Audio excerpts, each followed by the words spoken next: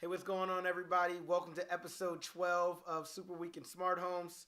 This week, we're going to talk about Apple Homepod finally having a launch date, ADT's lawsuit with Ring, August door locks and their new access program, and then what Comcast is doing around the smart home industry as well. So to kick this all off, I think the biggest news today is that Apple finally launched the date that they're going to be releasing their HomePod product. For those of you that don't know, HomePod is Apple's competitor to the Amazon Alexa and the Google Home. The big differentiators between the Apple HomePod is the main one that they talk about is that the sound is going to be a lot better. Amazon Alexa or the original Google Home were not known at all for having great sound. That changed a bit in the few weeks ago when Google announced that they were coming out with their Google Max. So that's not nearly as much of a differentiator. But after doing a little more research, I do think they have some capabilities and shouldn't be completely counted out in this space. Apple's been doing a lot with their HomeKit for a long time now. They have a lot of products that are known as HomeKit compatible. I think that's going to play big into what they're going to do with HomePod. As we've seen a lot, and I've posted on my Instagram, you can check it out there, and other places, these smart speakers are really a gateway drug for people to get into smart home technology. Apple already has a pretty decent ecosystem in that smart home world. So integrating that with this smart speaker, I think could be valuable for them. And that's still to see, something I didn't think about a lot prior to this, but after doing a little bit more research for today, I think that's going to be interesting. Other things that are interesting with what they're doing, they have a lot better encryption than any of the other smart speakers out there. Me, as a millennial, I think that may affect my opinion of this a bit, but I don't care that much. I don't think that there's that much happening in my home that I guess a lot happens in my home, but I'm not super worried about Amazon or Google getting hacked and somebody wanting to listen to my home. It just doesn't come to me as much. But I know a lot of older generations especially are thinking, well, what if it gets hacked? You know, they're listening to all my conversations, Big Brother, this. Big Brother's here, you guys. I'm not super worried about it. It's just the world that we live in. Privacy is definitely important, but we make trade-offs on privacy every day, and I don't think that's what's going to separate Apple is that encryption. I do think the HomePod thing will help, and then just the Apple name is always a big help for them. So people are going to buy it just because of that. The next thing I wanted to talk about was something I talked about in past episodes, and that is the lawsuit that ADT brought against Ring for their Ring Protect. So that lawsuit has now been settled. There hasn't been any financial data really given, but what people say, what's going on in the world, what people are saying is that Ring had to pay ADT $25 million to settle this lawsuit, and now they're coming out with the product. Ring saying that the product's coming in spring. They've actually renamed it from Ring Protect to now Ring Alarm. I'm very excited about this product. I think it's very interesting in terms of what they're doing. They have great doorbell technology.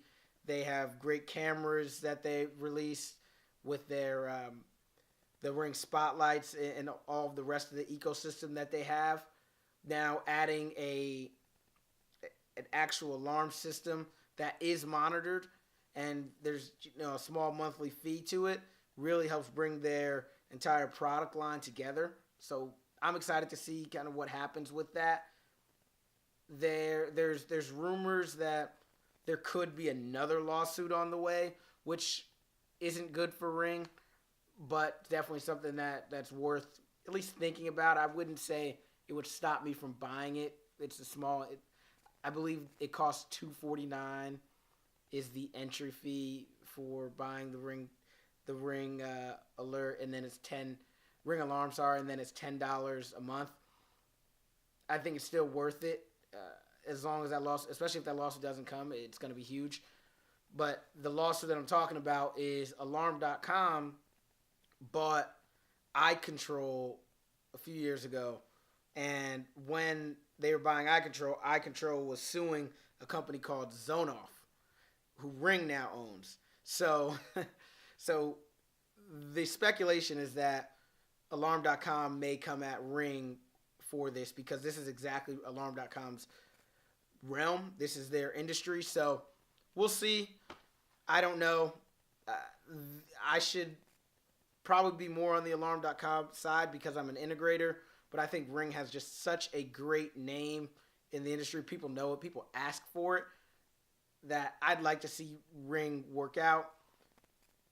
I haven't quite figured out how I make money as an integrator on it, but as a product, it seems to be the right way to go, and I still sell it all the time. I install it for people all the time. I think leading with the best products is the right way to kind of go about this industry, and that's about business, period. Lead with the best, and that's what we do here at Digital Home. So we'll see what happens there. The next thing I want to talk about is August access. So a while back, we talked about the Amazon, I forgot what they called it. Amazon Home, whatever it was called. Amazon Home Delivery is what they're doing, right? Where when you get an Amazon package, instead of them laying it right in front of your door, they would have a smart lock that would let them in the door. There'd be a camera there, and they could come a few steps in your house and just put your package there.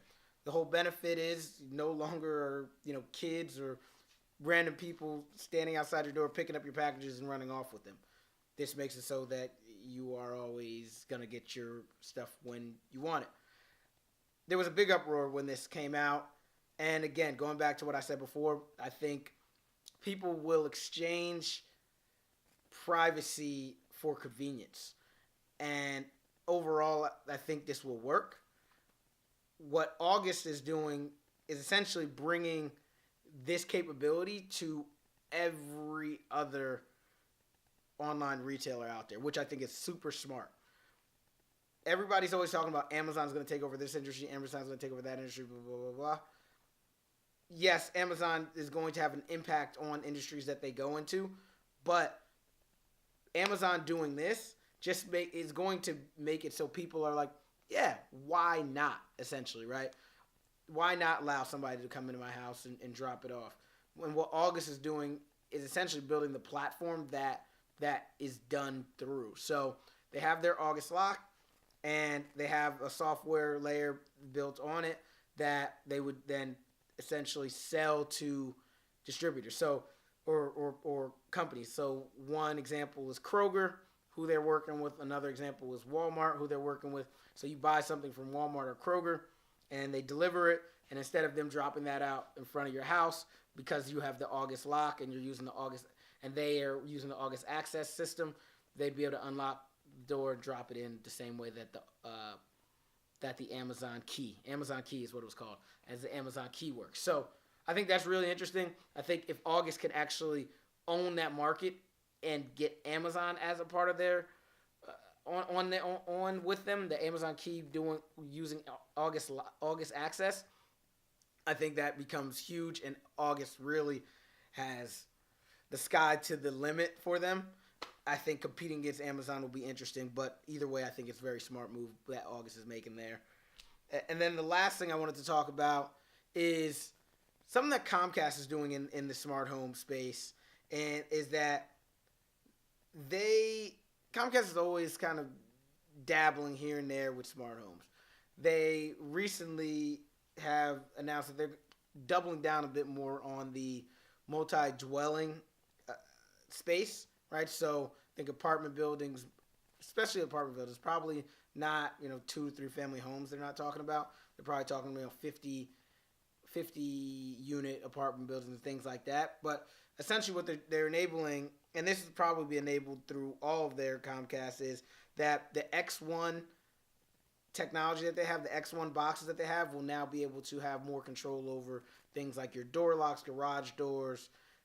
I don't think it was lights. I forgot what other door locks, garage doors. Oh, lighting, security cameras, and other smart gadgets.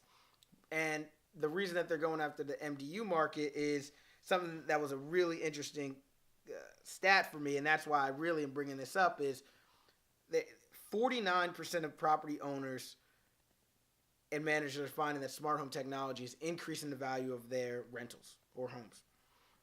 I've been talking about this so much since I've joined Digital Home.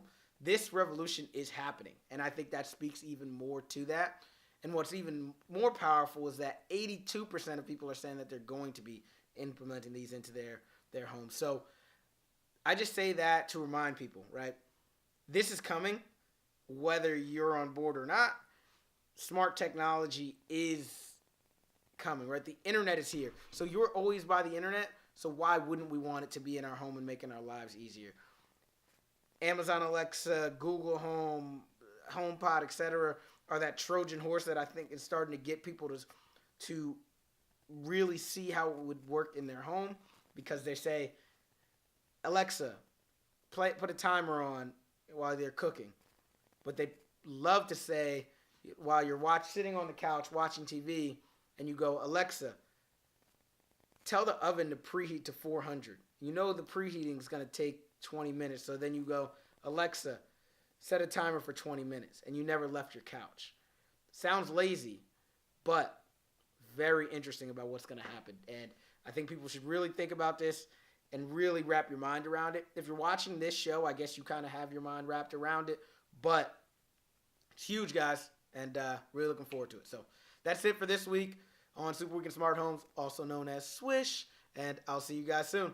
Oh, by the way, subscribe, leave me comments. Always want to talk to you guys. Also, you can go to our website, digihm.com, and little box with my face there, and you can chat with me at any time.